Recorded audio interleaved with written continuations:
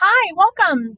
This week, Unit 1, Introduction to Social Science Skills. We're still looking at that, and you're going to look at Activity 2, Social Science Skills. So what are the big skills we need when we are going to be social scientists?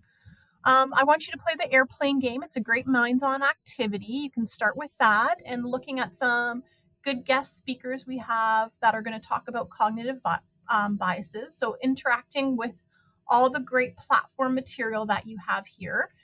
Detecting biases in the media, which is this is the language you can use for your assignment that's down below. So biases in photos, biases in languages. Have a look at this.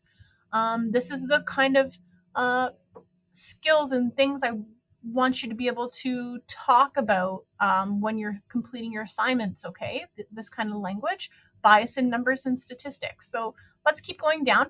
You do have a research project, which is going to ask you to be able to evaluate where you're getting your content. Are you getting it from Wikipedia or are you getting it from Stats Canada? So currency, relevance, authority, accuracy, and purpose. It's our craft test. You want to make sure you're presenting the most current relevant material with the best authority for the purpose of your assignment.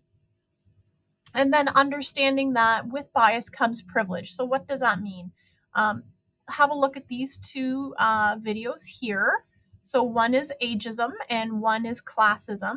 And then you're going to craft a discussion post for you and your classmates to talk about one of the examples and if you think it's prevalent and how so.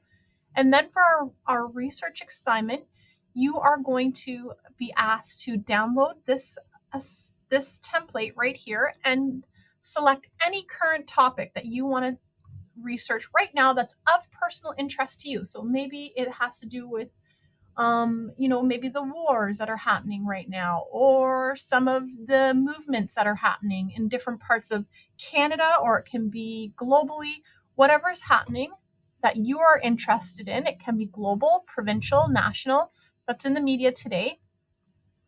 Explore that topic. Okay, here are some news sources that might be of relevance that you can have a look at, and you're going to download this media bias assignment template and make sure when you are completing your work, you have APA in-text citations and you are citing your work.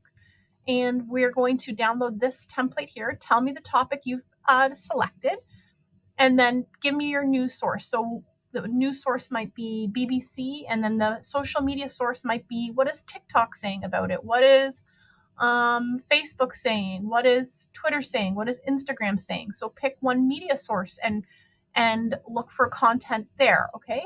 And then what is the prevailing viewpoint belief expressed in the news source and then the social media source? Because sometimes we might find that news sources have one type of presenting bias and social media might have one type of presenting bias. Now, please know when you see this tiny little box, I sent that to you guys in an email, how to exceed expectation. If you see a tiny little box, it doesn't mean I want a tiny little answer. You are going to be given 2 to 3 work periods to complete this. So I'm looking for 2 to 3 hours of work so you can fill up those spaces, make them bigger, make sure you're doing in-text citations, and make sure you're referencing your resources. And also when you're giving examples. So for instance, this one says, if possible, provide an example where the authors have stated an opinion. So I wouldn't say something general like BBC likes to state their opinion about global climate change. I would say CBC said da da da da da da about global climate change, and these are the stats that are provided. Okay, so try to keep your answers very specific, data driven, and like you're citing your sources. So filling those up and taking your time to also put your sources through the crap test here, and how unbiased was it, how engaging was this source. Okay, going through that, and please don't leave anything blank. So if you think one of these don't apply, then tell me why it doesn't apply. Don't leave anything blank, because that will hurt your chances of being able to present your best information. And then when you're done that, you're going to come back and just do a quick little end of course consolidation test. This doesn't get submitted to me in any way. You just go through that and you test your mastery of this material. So that is the learning content for Oh, picture and picture and picture. That's the learning content for this week, activity 2. I'm really excited. Sorry, I'm squeaking on my yoga ball there. I'm really excited to see what content you guys bring forward and what type of media you're going to explore. I really, really enjoy this assignment. So good luck, have fun, and reach out if you have questions.